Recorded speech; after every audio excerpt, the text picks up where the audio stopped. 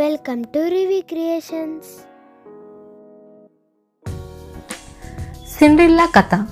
ఒకప్పుడు సిండ్రిల్లా తన గయ్యాలి అయిన స్టెప్ మదర్తో మరియు దయాదాక్షిణ్యం లేని స్టెప్ సిస్టర్తో కలిసి ఉండేది.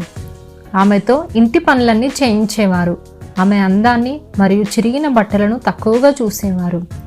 సిండ్రిల్లా వంట పని కూడా చేస్తూ పాత్రలు కూడా కడిగేది. సిండ్రిల్లా పరిస్థితిని చూసి చిట్టెలికలు బాధపడ్డాయి. అందువల్ల అవి ఆమెతో స్నేహం చేశాయి. ఒకరోజు మహారాజు గొప్ప విందు ఏర్పాటు చేసి దానికి అందమైన అమ్మాయిలందరినీ ఆహ్వానించారు. వారిలో అందమైన అమ్మాయిని వెతికి తన కుమారుడితో పెళ్లి జరిపించాలనుకున్నారు. అందరూ ఆ విషయం విని సంతోషించారు. సిండ్రిల్లా కూడా ఆ విషయం విని చాలా సంతోషించింది. చాలా ఆర్భాటంగా సిండ్రిల్లా స్టెప్ మదర్ మరియు స్టెప్ సిస్టర్స్ ఆ ఉత్సవానికి సిద్ధమవుతున్నారు. నేను కూడా మీతో రావచ్చా? నాకు కూడా ఆ ప్యాలెస్ని చూడాలని ఆశగా ఉంది అని అంది సిండ్రిల్లా. నీ ఫేస్ ఎప్పుడైనా అద్దంలో చూసుకున్నావా? నీకు వేసుకోవడానికి మంచి డ్రెస్ కూడా లేదు. నువ్వు అక్కడికి వస్తే నిన్ను చూసి అక్కడ అందరు నవ్వుతారు అని అంది స్టెప్ మదర్.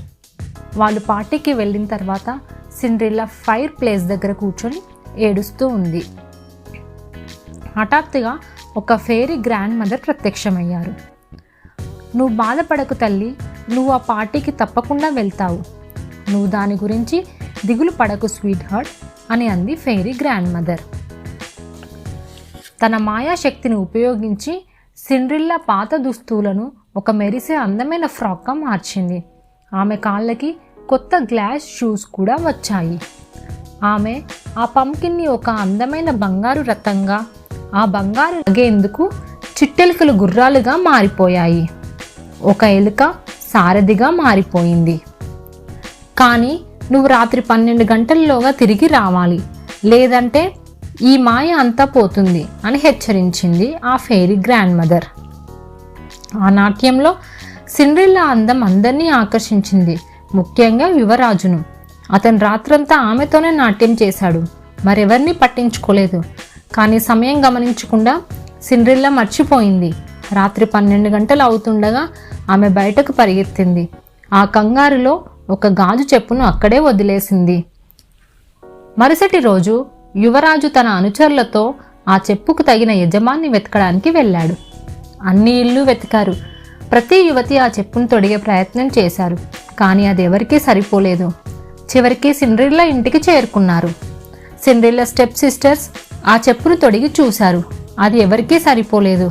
చివరికి యువరాజు సిండ్రిల్లాని అడుగుతాడు. సిండ్రిల్లా ముందుకు వచ్చి చెప్పును తొడిగింది. అది ఆమెకు సరిపోవడంతో యువరాజు ఆశ్చర్యపోయాడు. ఎలాగైతేనే నిన్ను కనిపెట్టేశాను. సరే, నీ పేరేంటి అని అడిగాడు యువరాజు. సిండ్రిల్లా అని చెప్పింది సిండ్రిల్లా. వెంటనే యువరాజు తనని పెళ్లి చేసుకోమని కోరాడు. ఓ తప్పకుండా అని అంది సిండ్రిల్లా. ఆ తర్వాత సిండ్రిల్లాని రాజభవనానికి తీసుకెళ్లాడు. మహారాజు మరియు మహారాణి సిండ్రిల్లాని చూసి సంతోషించారు. సిండ్రిల్లా యువరాజుల వివాహం జరిగి వారు సంతోషంగా జీవించారు. మీకు ఈ వీడియో నచ్చినట్లయితే please like, share and subscribe. Thank you.